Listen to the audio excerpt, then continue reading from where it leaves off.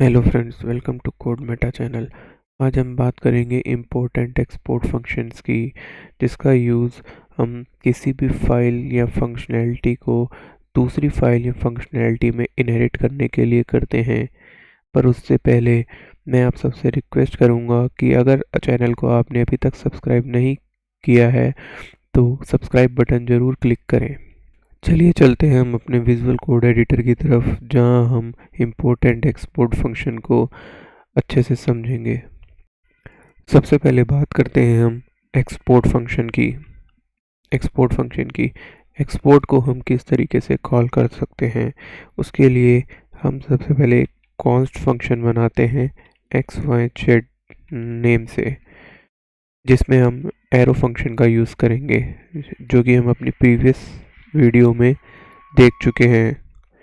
Console dot log करते हैं इसमें hello world, H E hello W hello world. यहाँ पे अगर हमें एक्स वाई जेड फंक्शन को किसी अदर फाइल में कॉल करना है, सपोज़ अगर मैं कॉल डॉट जी एस एक फ़ाइल बनाता हूँ, यहाँ पे हमें एक्स वाई जेड फंक्शन को कॉल करना है, तो हम यहाँ पे देखेंगे कि ये हमें फंक्शन दिखा रहा है। विजुअल कोड एडिटर एक ऐसा एडिटर है जहाँ पे आपको वो इंस्ट्रक्शन या सजेशन दे देता है कि आपके पास क्या क्या फाइल्स या फंक्शन है।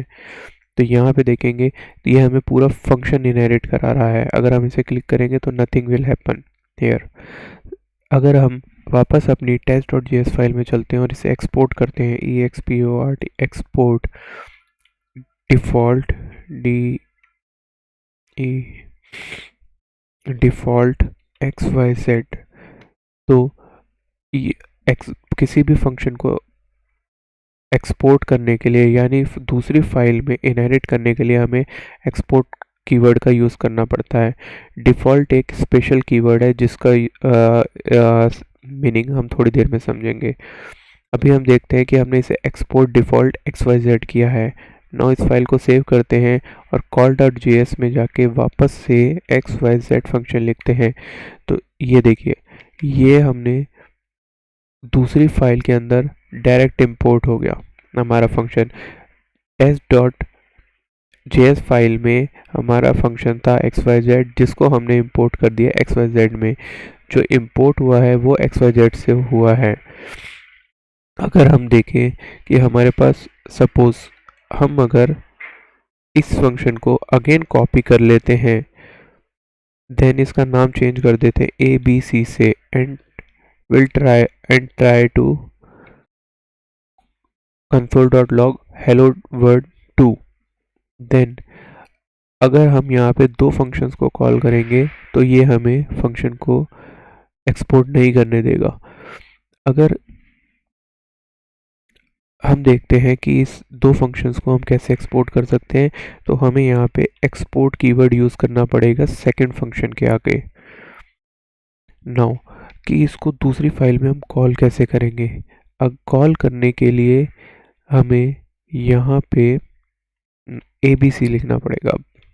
अगर आप देखें और क्लिक करते हैं तो जो सेकंड एक्सपोर्ट होता है किसी भी फाइल का, जो कि विदाउट डिफ़ॉल्ट है, वो ब्रैकेट के अंदर आता है इस तरीके से। तो डिफ़ॉल्ट का यूज़, अगर कोई हमारे पास किसी फाइल के अंदर कोई मेन फंक्शन है तो उसे हम डिफ़ॉल्ट से एक्सपोर्ट करते हैं, और सब फंक्शंस को ओनली एक्सपोर्ट का यूज़ करते हैं। मेन फंक्शंस हमारे को एक्स वाई जेड से निकाल सकते हैं, और जो सब फंक्शंस होते हैं उसे ब्रैकेट्स में यूज़ करके उसके ऑब्जेक्ट को हम कॉल कर सकते हैं। नाउ इंपोर्ट क्या होता है। इंपोर्ट के लिए जैसा कि हमने देखा कि हमने किसी फंक्शन को यहाँ पे डिफ़ॉल्ट से एक्सपोर्ट किया था, तो उसे किसी फाइल में कॉल करने के लिए, उसके वेरिएबल को डिफ़ाइन करने के लिए, ऑब्जेक्ट को डिफ़ाइन करने के लिए हमें इंपोर्ट का यूज़ करते हैं। Import then X Y Z function का नेम, और फ्रॉम वो कौन सी फाइल से लिया गया है, वो फंक्शन किस फाइल में पड़ा है। अगर हमें किस अगर हम किसी डिफ़ॉल्ट फंक्शन, एक्सपोर्टेड फंक्शन को कॉल करते हैं, तो उसे हम इंपोर्ट करके बार नॉर्मल में लिखते हैं। और अगर किसी सब फंक्शंस को कॉल कर रहे हैं तो उसे ब्रैकेट के अंदर लिखते हैं।